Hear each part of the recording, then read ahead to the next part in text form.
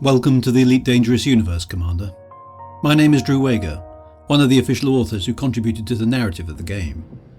If you're just starting out and want a guide to the background lore, you've come to the right place. This is the lore of the Generation ships.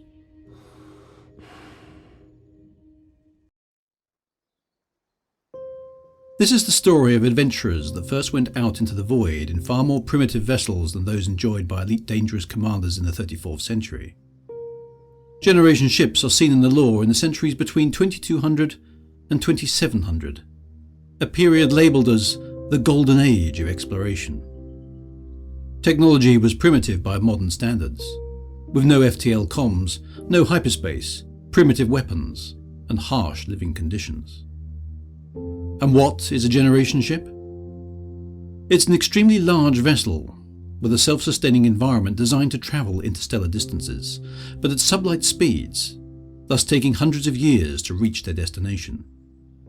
These ships were designed prior to the invention of hyperspace travel, and many were still being launched after hyperspace capabilities became available. They were designed to support thousands of people for centuries, some as onboard residents, others cryogenically frozen during transport, and others as potential, fertilized embryos, or even stored DNA sequences.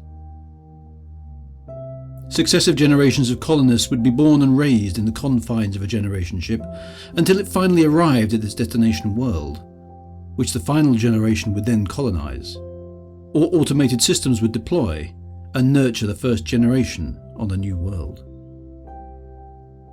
Many thousands of generation ships left Earth in the 21st century, the first, the Mayflower, leaving in 2097. But it seems the process of launching them on their way was not well regulated.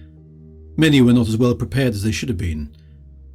In those days, when faster-than-light communication didn't exist, many of these potential settlers faced terrible risks alone, travelling hundreds of light years into the void, not unlike the wagon trains that set out across the continental USA in the 18th and 19th centuries before them. Records, remarkably, indicate that up to 70,000 such ships were launched. Some were successful at founding new worlds. Most were not. Some, reportedly, even managed to return with tales of their adventures.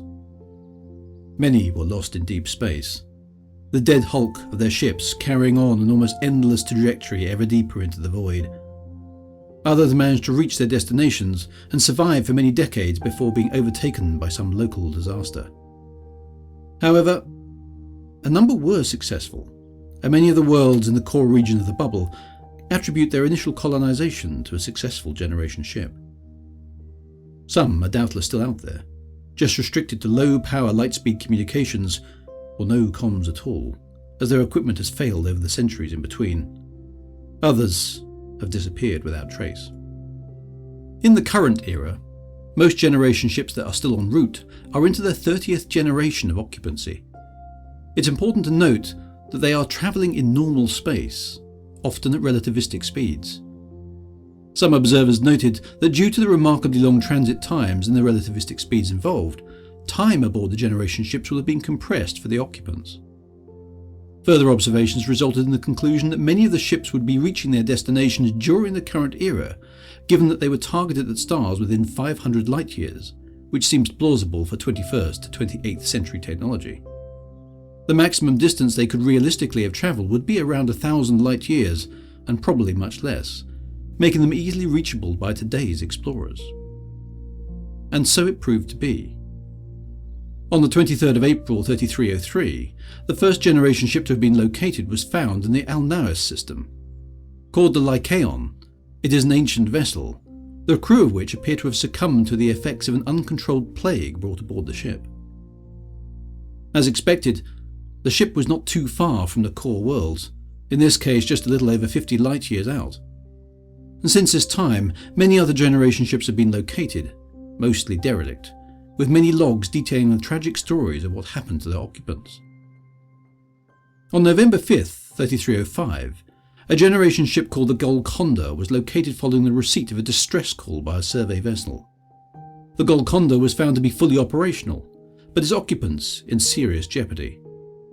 The Golconda broke its own imposed radio silence and asked for aid, thus becoming the only known generation ship to interact with modern civilization. As a side note, historians are keen to point out the interactions with generation ships were prohibited by interstellar law prior to this point, with the penalty for interference being marooning. Explorers may wish to review the available information regarding the location of generation ships and investigate their historical records in person. All known ship locations have been declassified and are available to access.